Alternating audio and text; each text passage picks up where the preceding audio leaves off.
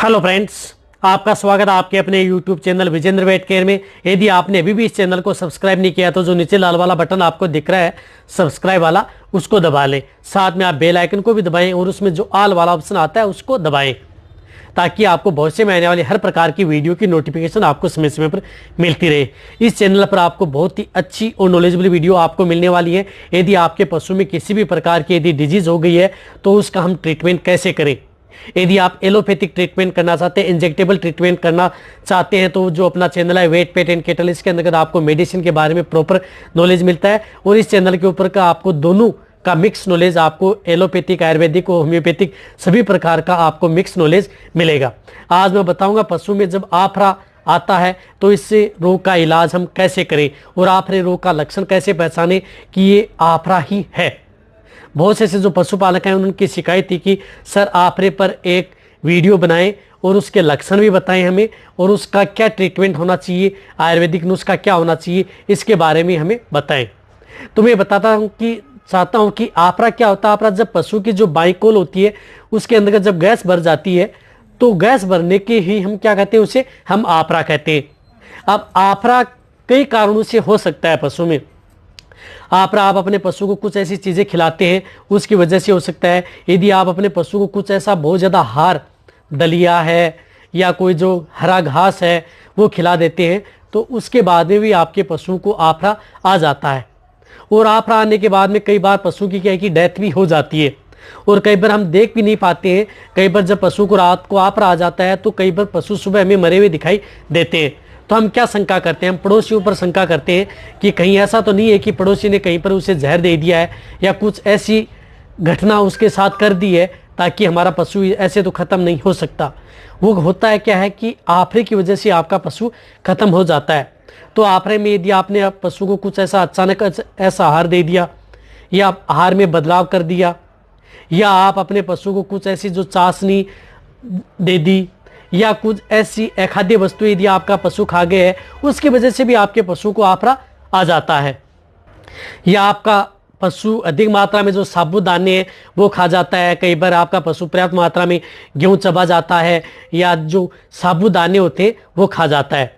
या आपका पशु जो हरे चारे में रिजका कांसली है या अदर जो मक्का है ये यदि खा जाए तो आपके पशु में आफरा आ सकता है। यदि आपके पशु में यदि आफरे की शिकायत, जिस प्रकार से यदि बारिश के मौसम में यदि आपके पशु बहुत ज़्यादा हरा चारा खाते हैं, हरे चारे के साथ उसके अंदर क्या मिट्टी भी चली जाती है, उसके बाद में भी आपके पशु को बहुत ज़्यादा आफरा आ जाता है।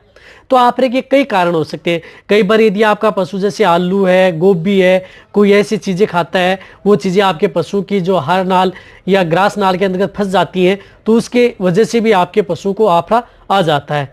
आफरे के कई कारण हो सकते हैं, लेकिन आपको ये देखना चाहिए कि आफरा यदि आपके पशु को जब भी आता है तो ये देखना चाहिए कि आपने पशु को आज क्या खिलाया था। तो उस चीज़ को क्या है कि आप अवॉइड कर दें कि उसी की वजह से आपके पशु को आफरा आता है, तो इसलिए उस वस्तु या जो उसमें जो दाना है या बांट है या कोई भी पशु आ रहा है वो खिलाते हैं तो उसे ना दें। आफरा पशु के लिए बहुत ही जानलेवा है, ये बात आपको ध्यान रखनी चाहिए।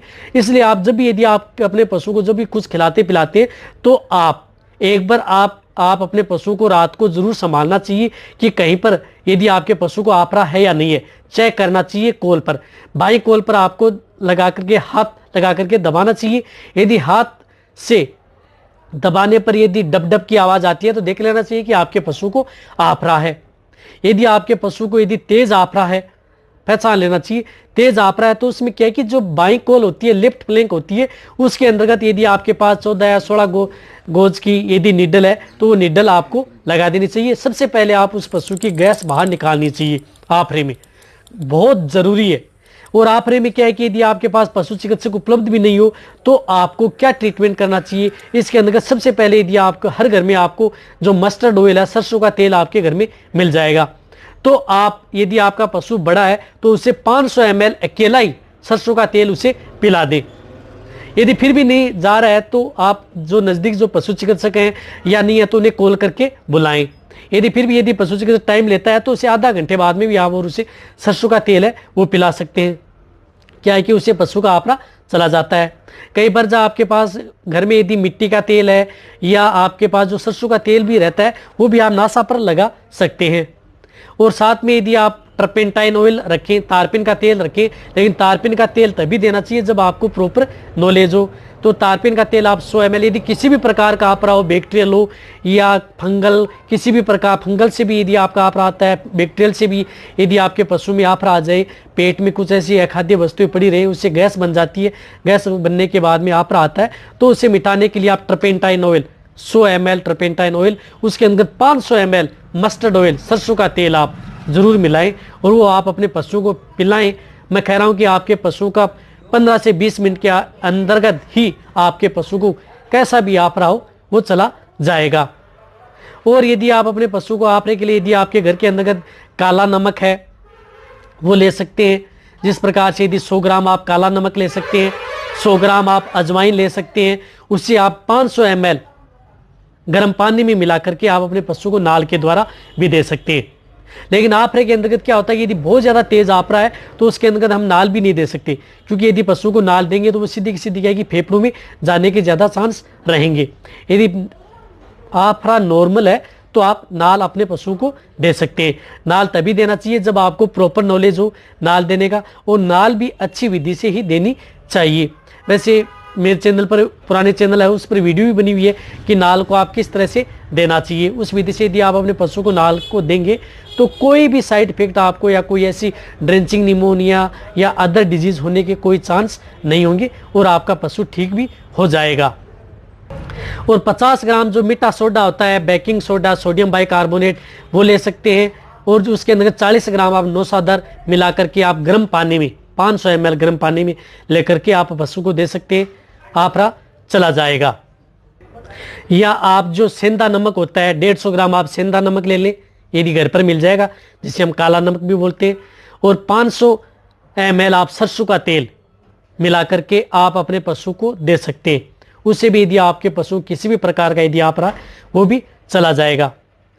और यदि आपके घर में यदि राई है तो 100 ग्राम आप राई लें और उसे बारीक पीस लें और उसे 500 ml पानी के साथ मिला करके, थोड़ा गर्म पानी होना चाहिए, जितनी भी मैंने पानी का बताया वो गर्म पानी होना चाहिए, गुनगुने पानी को मिला करके आप अपने पशु को नाल के द्वारा दे सकते हैं। इससे भी आपके पशु को बहुत ज़्यादा फायदा होगा। इस प्रकार से आप अपने पशु को दे सकते हैं। इसी प्रकार आपको जो मिटाने वाली जो कई मेडिसिन आती हैं, जिस प्रकार से ब्लोटोसील आती हैं या अदर आती हैं, अदर कंपनियों की आती हैं जो आफरा मिटाने वाली ब्लोट, वो आप अपने पशु को 100 ml दे सकते हैं। यदि उससे नहीं जाता है तो 1 घंटे बाद में आप 100 ml दे सकते हैं। और आफरा आने के बाद में आप अपने पशु को एक जगह खड़ा न रहने दें, घुमाते रहें। ये बात आप जरूर ध्यान रखिए, जब भी आफरा आपके पशु को आता है तो उसे घुमाते रहें। जब आपके पशु को घुमाएंगे तो उससे क्या है कि आपके पशु की जो पेट की रुमन की जो मूवमेंट होगी तो उसके जो यूरिन है, गोबर है, वो लगेगा, तो आपके पशु को जो आफरे की शिकायत है वो कम हो जाएगी। इस प्रकार से आप अपने पशु का ट्रीटमेंट, जो देसी ट्रीटमेंट है, वो कर सकते हैं। यदि इस ट्रीटमेंट से भी यदि आपके पशु का, लेकिन वैसे यदि आफरा आ जाता है तो इस ट्रीटमेंट से आपके 100% आपके पशु का आफरा चला जाएगा। जो मैंने आपको ये घरेलू नुस्खा जो आपको ये बताई हैं, इस विधि से यदि आप अपने पशु को देंगे तो किसी भी प्रकार का यदि आपके पशु को आफरा हो वो आपके पशु को चला जाएगा। अब यदि बचाव यही करना है, यदि आपके पशु को किसी भी प्रकार का यदि आफरा आता है, आफरे का मतलब है कि बाइकोल में यदि गैस भरी रहती है, तो आपके पशु को उसका कारण देखें कि आज हमने पशु को क्या ऐसी चीज़ खिलाई है उसकी वजह से आफरा आया हुआ है, तो उस चीज़ को क्या है कि अवॉइड करें, यानी उस चीज़ को आप पशु से अलग रखें या दे ही नहीं, ताकि आपका पशु स्वस्थ रहे। यदि आपका पशु स्वस्थ रहेगा तो आप भी स्वस्थ रहेंगे। ये बात ज़रूर ध्यान रखनी है आपको। जितनी भी मैंने आपको ये बताई है ट्रिक्स, ये यदि आप पशुओं के आफरे पर यदि लगाएंगे या आप इन चीज़ों पर यदि अपनाएंगे, इस चीज़ को किसी भी पशु पर आप अपना सकते हैं। यदि आपका पशु छोटा है तो उनकी डोज कम कर लेनी है। जो मैंने ये डोज बताई है वो बड़े पशु की डोज बताई है। जो बड़ा पशु है, जो गाय भैंस दूध देने वाली है, या बड़ा पशु है जिनकी बॉडी वेट 400 से 500 kg है, उसकी डोज बताइए। यदि छोटा है तो उसकी हाफ डोज कर सकते हैं। यदि आपको आप रे पर मेरी वीडियो अच्छी लगी है तो नीचे जाके आप कमेंट में लिखें। मेरी वीडियो को आप अपने दोस्तों के साथ, पशुपालकों के साथ जितना हो सके इस वीडियो को शेयर करें। मेरी वीडियो को आप लाइक करें। आपके एक लाइक से मेरे को मोटिवेशन मिलता है और मैं आपके लिए अच्छी से अच्छी नॉलेजेबल वीडियो आपके लिए हर समय ऐसे लाता रहूँगा। इसी तरह से आप मेरी वीडियो देखते रहें, इसी तरह से आप मेरे को प्यार देते रहें। थैंक्स, धन्यवाद।